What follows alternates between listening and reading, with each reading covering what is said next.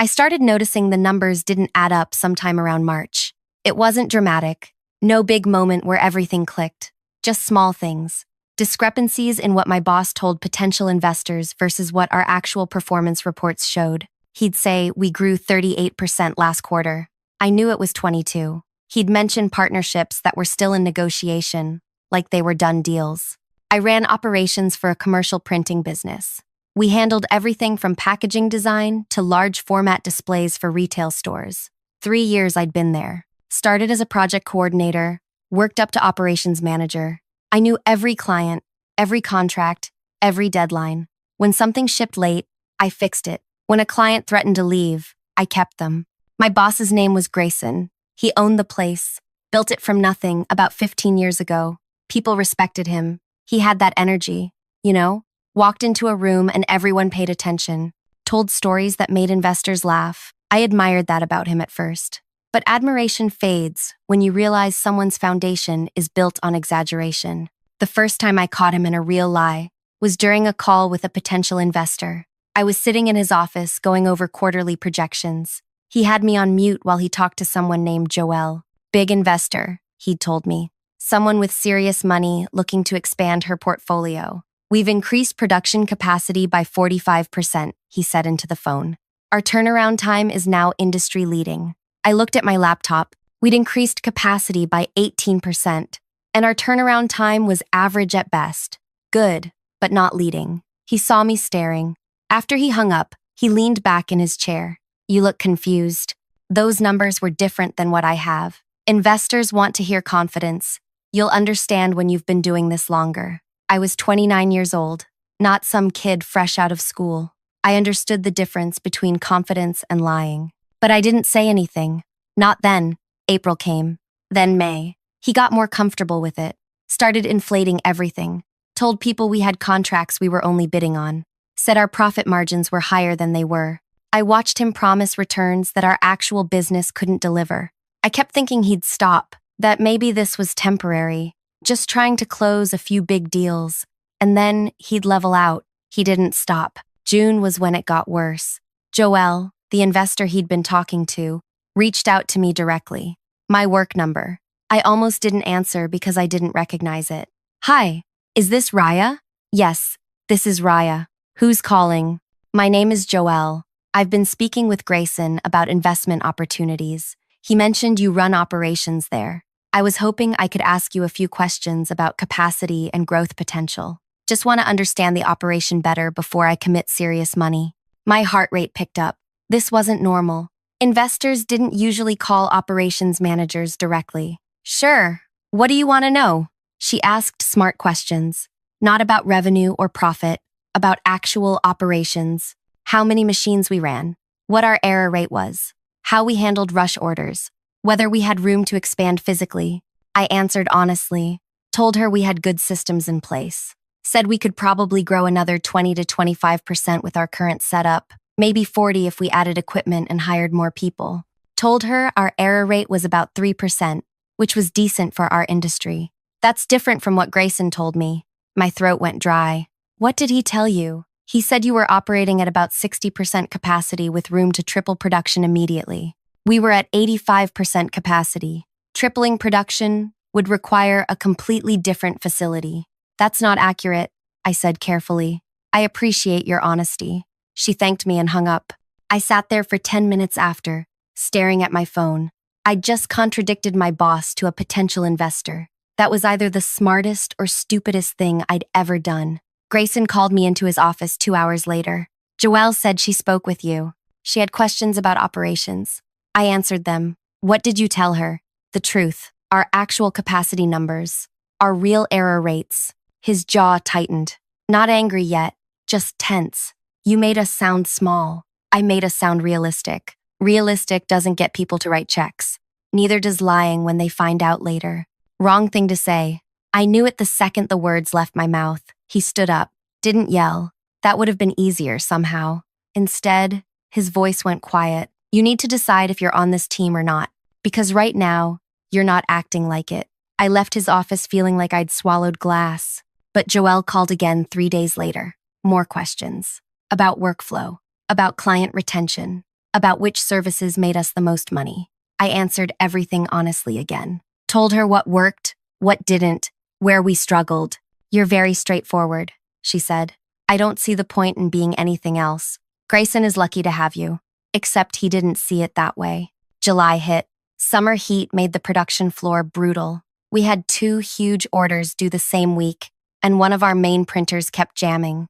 I was there until midnight, 3 nights straight, helping the team fix issues, rerun jobs that came out wrong. Grayson showed up once, stayed 20 minutes, left without helping. But he took credit for the delivery when he called the clients. I heard him on the phone talking about how he personally oversaw the rush job, made sure everything shipped on time. I was too tired to care at that point. Joelle called me again mid-July. I want to run something by you. Hypothetically, if you could build this business the right way, without cutting corners, what would you do? Strange question, but I answered it.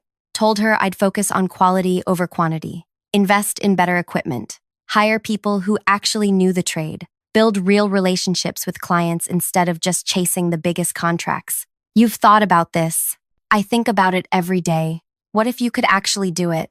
I don't own the business. Not yet, she said it casually, like she was commenting on the weather. Then she changed subjects, asked about something else, and we hung up. I didn't know what to make of that conversation. August 9th, that's the day everything broke. Grayson asked me to meet him outside during lunch. Everyone else was in the break room. Just him and me standing in the parking lot under the sun. He was wearing sunglasses, so I couldn't see his expression clearly. I'm making some changes, he said. What kind of changes? Bringing in someone new to handle operations. Someone with fresh perspective. My entire body went numb. You're replacing me. You're not being replaced. You're being transitioned. Different role. We'll figure out the details. What details? What role? We'll discuss it later. I wanted to give you advance notice. She starts in 2 weeks. Who is she? My cousin's daughter. Just finished school. Bright kid. Eager. I couldn't breathe properly. 3 years. 3 years of fixing his problems, covering his mistakes, keeping that business running while he played investor games. This is because I wouldn't lie for you. He pulled off his sunglasses, looked at me directly. This is because you don't understand how business works. You're too rigid, too by the book. We need someone who can think bigger, bigger than lying. Watch your tone. I watched my tone. Watched my entire career get shoved aside because I told the truth. When do I meet her? My voice came out flat. Monday. I want you to train her. He walked back inside, left me standing there. I got in my car, didn't go back into the building, drove home at 1 in the afternoon, and sat on my couch trying to figure out what just happened. My phone rang at 4. Joelle. Hey. Bad time? Actually, yeah. What happened? I don't know why I told her. Maybe because she was the only person who seemed to actually value honesty. I explained the whole thing, the parking lot conversation, the replacement, the cousin's daughter. She listened without interrupting. When I finished, she was quiet for a moment. Then she said, "How would you feel about starting your own operation? With what money?" Mine. I pulled the phone away from my ear, looked at it, put it back. You're serious. Completely.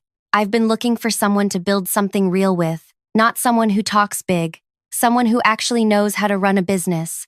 You're that person. I don't know anything about starting a company. You know operations. You know clients. You know quality. That's what matters. I know money. Between us, we could build something actually worth investing in. My brain couldn't process it. Hours ago, I was getting pushed out. Now someone wanted to start a business with me. I need to think about it. Take your time, but not too much time. Grayson's going to announce your replacement at the annual gathering in 2 months. I think we should announce something bigger. She hung up. I sat there until it got dark outside. Before I go further, I want to say thank you to everyone listening to this. I know there are a million other things you could be doing right now, but you're here. That means something. Drop a comment and let me know where you're listening from. I'd love to know. Now, back to what happened next. Monday came. I met Grayson's replacement. Her name was Ivy, 23 years old, smiled a lot, asked basic questions that someone with even 6 months of experience would already know. So how do we know which orders to prioritize? Based on deadline and client value. How do we determine client value? I wanted to scream. Instead, I explained everything patiently. showed her systems I'd built, processes I'd documented. 3 years of work, I was now handing over to someone who didn't earn it. Grayson checked in once. "How's training going?" "Fine," I lied. He looked pleased with himself. That night, Joelle called again. "Have you thought about it?" "I can't stop thinking about it." "Is that a yes?" I looked around my apartment. Modest place, decent furniture, nothing fancy. I'd built a stable life working for someone who just threw me away. "Yes, good. Let's meet tomorrow. We have work to do." We met at a small coffee shop the next evening. Joelle was different than I imagined. Mid-40s, wore plain clothes, no jewelry except a simple watch. She ordered black coffee and got straight to business. "I'm pulling my investment from Grayson," already told him this morning. "What did he say?" "Tried to convince me I was making a mistake. I promised better returns. I told him I'd seen enough." She slid a folder across to me. Inside were incorporation papers, a business entity already registered, my name listed as co-founder and chief operating officer, hers as co-founder and managing partner. "I did the preliminary work. We need your signature." I stared at the papers. My hands started shaking slightly. Not from fear, from something else. Maybe hope. "What are we building?" "The same business Grayson runs, but we're doing it right. Better quality, honest projections, real relationships. We'll start small, steal his best clients by being what he pretends to be. That'll take time." "I have time, and I have 47 million to invest. We'll need about 15 to start properly. Equipment, facility, staff, the rest stays in reserve for growth." 47 million. I'd never heard someone say that amount so casually. "Why me?" "You could hire someone with more experience. Someone who's actually built a company before. Because you told me the truth when lying would have been easier. That's rare. I've lost money on a dozen ventures because people told me what I wanted to hear, instead of what I needed to know. You didn't do that. That's worth more than experience." I picked up the pen, signed my name. We spent the next 6 weeks working 20-hour days, found a facility on the south side of town, smaller than Grayson's operation but newer, better ventilation, good loading access. Joelle negotiated the lease while I spec'd out equipment. I called former coworkers, people who'd worked with me at Grayson's place, offered them better pay and honest leadership. 5 of them left to join us. Good people who knew the trade. We didn't announce anything publicly. No social media posts, no press releases, just quiet preparation. Grayson called me once during that time. "Heard you left." I resigned, sent the letter to your office. "Where are you working now?" "Figuring things out. If you need a reference, let me know." The audacity. Like he'd done me some favor. Like I should be grateful. "I'll keep that in mind." He hung up, probably felt magnanimous. Ivy was still at his operation, supposedly running things I used to run. I heard through former coworkers that she was struggling, orders getting mixed up, clients complaining. But Grayson kept defending her, kept insisting she just needed time to adjust. Meanwhile, I was building something real. We landed our first client in week 4, a retail chain that needed new signage for 38 locations. They'd worked with Grayson before, weren't thrilled with the experience. Slow delivery, quality issues. I promised them accurate timelines and transparent pricing, showed them our facility, our equipment, our team. They signed a 6-month contract. When their first order shipped on time with 0 errors, they extended to a year. Second client came through Joelle's network, a product manufacturer needing custom packaging. Another unhappy former Grayson client. We delivered better work for less money because we weren't padding numbers to cover inefficiency. By week 8, we had 4 clients, and revenue coming in. Not massive, but steady, real. Joelle handled the business side while I handled operations. Perfect split. She never micromanaged, never questioned my decisions, just trusted me to do what I knew how to do. It was the best working relationship I'd ever had. September arrived. Grayson's annual gathering was scheduled for the 17th. I knew about it because I'd helped plan the previous 2 years. Big event. He rented out a hotel ballroom, invited clients, investors, industry people, used it to show off, make announcements, attract new business. This year, he was planning to officially introduce Ivy as his new operations leader, make a big deal about fresh vision and bold direction. I knew because one of my former coworkers still there told me. He's been hyping it up for weeks, talks about her like she's revolutionizing everything. Meanwhile, she can't even read a production schedule properly. I didn't take pleasure in hearing that. I just felt sad that he'd rather prop up incompetence than admit he made a mistake. Joel called me on September 10th. You should attend his gathering. Why would I do that? Because I'm attending, and I have an announcement to make. My stomach dropped. What kind of announcement? Trust me, just be there. Dress professionally. Arrive late. I'll handle everything else. Joelle, what are you planning? Something Grayson should have seen coming. She wouldn't say more. I spent the next week anxious and curious in equal measure. September 17th came. I woke up nauseous. Couldn't eat breakfast. Changed clothes 4 times trying to find something that felt right. Finally settled on simple black slacks and a gray blouse. Nothing flashy. Professional, but understated. The gathering started at 10. I arrived at 10:45. The hotel ballroom was exactly how I remembered. High ceilings, chandeliers, round seating for about 200 people. Everyone was already settled in. Grayson was at the front near a raised platform with a microphone. I slipped in through the back entrance. A few people turned to look, but most were focused forward. I found a seat in the second to last row. Grayson was mid-speech, talking about company growth, future vision, exciting changes ahead. His voice carried that same confident energy that used to impress me. Now it just sounded hollow. And speaking of changes, he continued, I want to introduce someone who's been instrumental in our evolution, my new director of operations, someone bringing innovation and fresh thinking to everything we do. He gestured to the side. Ivy walked up to join him. She looked nervous, but tried to hide it with a big smile. People clapped politely. Ivy has been transforming how we work, streamlining processes, improving efficiency. Under her leadership, we're positioned for unprecedented expansion. I knew for a fact they'd lost 2 clients in the past month, knew their delivery times had gotten worse. But he stood there selling a fantasy. More applause. Ivy said a few words about being honored and excited. Generic corporate speak that meant nothing. Then I saw Joelle. She was sitting about 5 rows ahead of me. Stood up slowly. Head started turning. Grayson, before you continue, I need to make an announcement. His face went confused, then annoyed. Joelle, this isn't really the time. Actually, it's exactly the time. Everyone here should know. She walked toward the front. People whispered to each other, trying to figure out what was happening. As of 8 this morning, I completed acquisition of 73% of this operation. I now hold controlling ownership. The room went dead quiet. Grayson's face lost all color. What are you talking about? I purchased the shares from your 3 minority partners. They were eager to sell once I showed them the real financial situation here. The inflated projections you've been spreading, the clients you've lost, the contracts you claimed were secured, but never materialized. He tried to speak, but nothing came out. Joelle kept going. I've been documenting discrepancies for months. Every inflated number, every exaggerated claim. I gave you chances to be honest. You chose not to. People in the audience looked at each other. Some pulled out phones. As majority owner, I'm making immediate leadership changes. Effective now, you're removed from all operational control.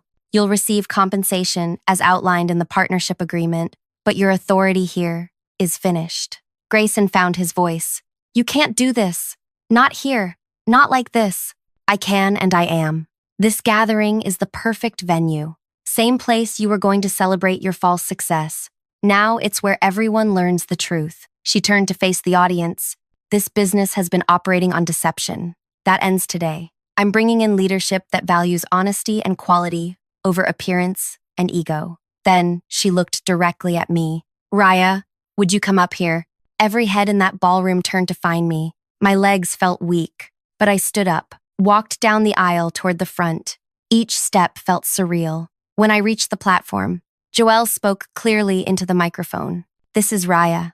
Some of you know her. She ran operations here for 3 years, did it brilliantly, was pushed out because she refused to participate in misrepresentation. She's now my business partner. We've spent the past 2 months building a competing operation, already have 4 major clients, and as of this morning, we also own this one. Grayson looked at me like I'd stabbed him. You planned this, both of you. No, I said quietly. You planned this.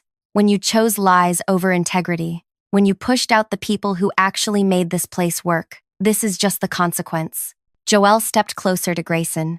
You have 30 minutes to collect your personal items. Building security has instructions to escort you out. Your access codes are already deactivated. He looked around the room, searching for support, for someone to object. No one said anything. They just watched. Ivy stood frozen beside him, clearly having no idea what to do. Grayson's jaw clenched. This is illegal.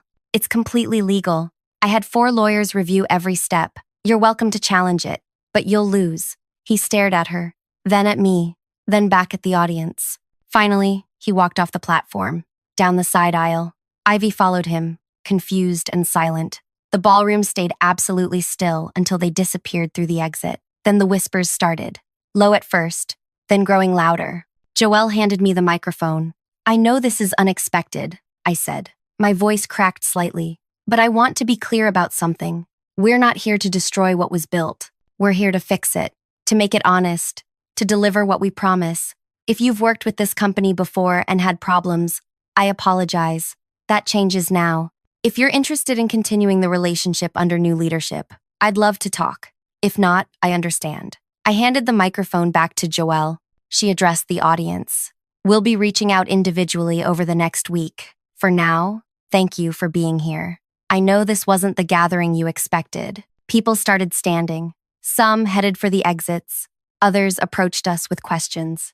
I answered what I could, explained the transition, reassured clients that existing contracts would be honored properly. It took 2 hours before the ballroom finally emptied. When it was just Joelle and me, I sat down in one of the chairs. My whole body was shaking. Did that really just happen? It really did. 47 million. You spent 47 million to acquire his business. Actually 41. Use the rest to fund ours. Good investment either way. I started laughing. Couldn't help it. The absurdity of everything. 2 months ago, I was standing in a parking lot getting fired. Now I own the company that fired me. What do we do now? I asked. Now we get to work. We have 2 facilities, doubled client base, and a lot of people depending on us to do this right. I nodded. Then let's do it right. We left the hotel together, stepped out into September sunlight. I pulled out my phone, had 17 missed calls, messages from former coworkers, from clients, from people I hadn't talked to in years. But I didn't look at any of them yet. I just stood there for a moment, breathing, processing. 3 years of my life I'd given to someone who saw me as disposable. 2 months was all it took to prove him wrong. The first week was chaos. Merging 2 operations meant duplicate everything. 2 facilities, 2 sets of equipment, 2 teams that didn't know each other, and 1 very angry former owner who was already calling his lawyer. Grayson filed an injunction trying to block the acquisition, claimed Joelle had manipulated his minority partners. His lawyer sent letters threatening litigation, said we'd stolen proprietary information, said the whole thing was a conspiracy. Joelle's legal team handled it calmly, sent back documentation showing every step was legitimate, every purchase properly executed, every contract reviewed and approved. The injunction got denied within 72 hours. But the damage to Grayson's reputation was immediate. Word spread fast in our industry. People talked. The story got bigger with each retelling. Some versions made Joelle sound ruthless. Others made me sound calculating. Neither was accurate. But perception matters more than truth. Sometimes, what actually happened was simpler. Someone lied repeatedly. Someone else noticed. Consequences followed. I spent those first days meeting with the staff from Grayson's facility. About 30 people total. Production workers, designers, client services, administrative support. Most looked worried. Change makes people nervous, especially sudden change. I gathered everyone in the main workspace on day 3. I know this is weird. I know you have questions. Here's what I can tell you. Nobody's getting fired for being associated with Grayson. You didn't do anything wrong. He did. If you want to stay and help us build something better, you have a job. If you want to leave, I understand. No hard feelings either way. A production supervisor named Carlos raised his hand. Older guy. Been there since the beginning. What about Ivy? Good question. Grayson's cousin's daughter had been MIA since the announcement. She'd shown up once, cleaned out her workspace, and left without talking to anyone. She's gone, left on her own. And you're in charge now. Joelle and I both are. She handles finances and business development. I handle operations. Same thing I did before, just with actual authority this time. A younger woman named Shanice spoke up. Are you going to change how we do things? Some things, yes. We're going to be more transparent with clients, more realistic about timelines, higher standards for quality control. But the actual work, the day-to-day production, that stays mostly the same. You all know what you're doing. I'm not going to mess with that. Carlos nodded slowly. So you're saying we stop overpromising and under-delivering? Exactly. About time. That got a few laughs. Tension eased slightly. Over the next week, I learned who actually kept Grayson's operation running. Wasn't him. Wasn't Ivy. It was people like Carlos and Shanice. People who showed up every day and fixed problems quietly while Grayson took credit publicly. I promoted 3 of them immediately. Carlos became production manager. Shanice took over quality control. A guy named Terrence, who'd been doing client services, became our account director. All 3 had been doing those jobs already without the title or pay. I just made it official. We consolidated both facilities into Grayson's old space, since it was bigger, moved our newer equipment over, sold the redundant machinery, streamlined the workflow so both teams could work together instead of competing. Joelle handled the client transition, reached out to everyone individually, explained the ownership change, offered to renegotiate any contracts that felt unfair. 4 clients left immediately, didn't want to deal with uncertainty. I didn't blame them. But 11 new ones signed on within the first month. Most were people who'd heard what happened and wanted to work with a company that valued honesty. Revenue actually increased. Grayson kept trying to cause problems. He posted on social media about betrayal and corporate theft, called former clients trying to convince them we were unstable, spread rumors that Joelle had bribed his partners. None of it worked. People in the industry knew him, knew his reputation for exaggeration. His words carried no weight anymore. By October, he'd gone quiet, stopped posting, stopped calling people. I heard through someone that he'd moved to a different city, trying to start over somewhere his reputation hadn't followed him yet. I felt bad for about 5 seconds. Then, I remembered him standing in that parking lot, telling me I didn't understand business. Ivy reached out once, sent me a message apologizing, said she'd had no idea what she was walking into, said Grayson had told her I was leaving voluntarily to pursue other opportunities. She believed him because why wouldn't she? He was family. I wrote back telling her it wasn't her fault. She'd been used as a prop in someone else's game. Told her I hoped she found something better suited to her actual interests and skills. She never responded. I hoped that meant she'd moved on. November brought our biggest test. A national retailer approached us about a massive project, signage and displays for 300 locations, tight deadline, high visibility, the kind of contract that could define a company. Joelle and I met with their purchasing team, 4 people who looked skeptical from the moment we walked in. We've heard the stories, their lead buyer said, about the acquisition, the drama. We need stability. Can you provide that? I didn't sugarcoat it. We've been under new ownership for 2 months. We're still integrating systems, but our production team is solid. Our quality control is better than it's ever been, and we won't promise you something we can't deliver. If the timeline is impossible, we'll tell you up front instead of scrambling later. That's different from what most vendors say. Most vendors are trying to win contracts. We're trying to build relationships. They gave us a test order, 50 locations. Prove ourselves first, then maybe talk about the full 300. We delivered in 3 weeks. 0 errors. 2 days early. They signed for the full contract in December. That project alone brought in enough revenue to cover our entire year. More importantly, it established our reputation as reliable. Other big clients started reaching out. By year end, we doubled the size of our operation, hired 20 more people, expanded into a second building, started offering services we'd never had capacity for before. Joelle and I met on New Year's Eve to review everything. We sat in the main office after everyone else had gone home, spreadsheets and reports covering the table between us. We did 41 million in revenue, she said. Net profit of 8.3 million after all expenses. Is that good? She laughed. That's exceptional for a first year, especially considering we spent half of it in transition. What was Grayson doing annually? 26 million revenue, 3.1 profit, and he was inflating those numbers.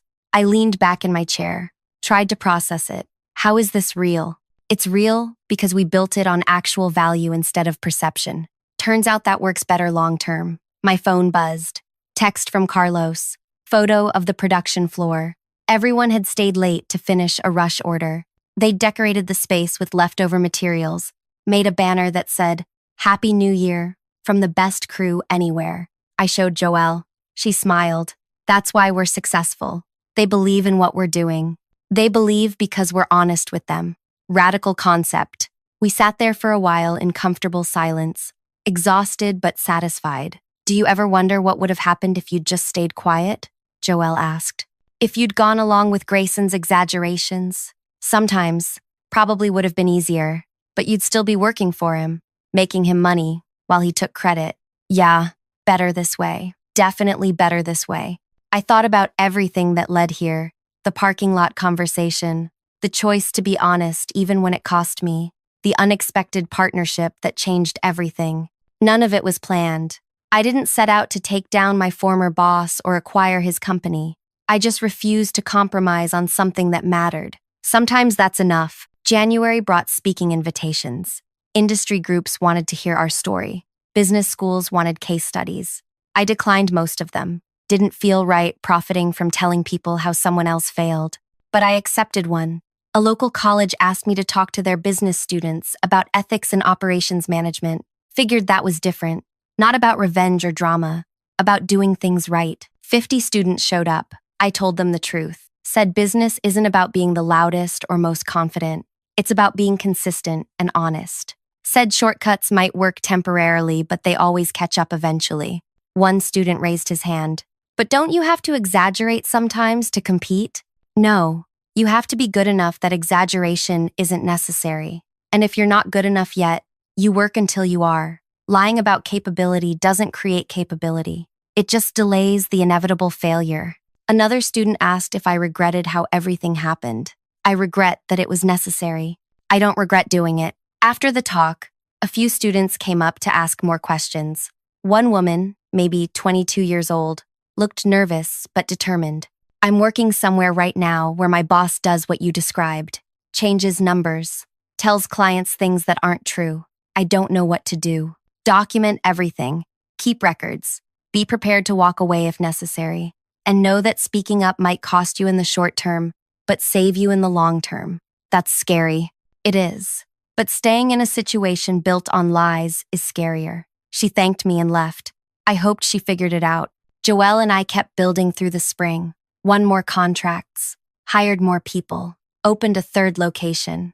Everything we built was real, sustainable, based on actual performance instead of promises.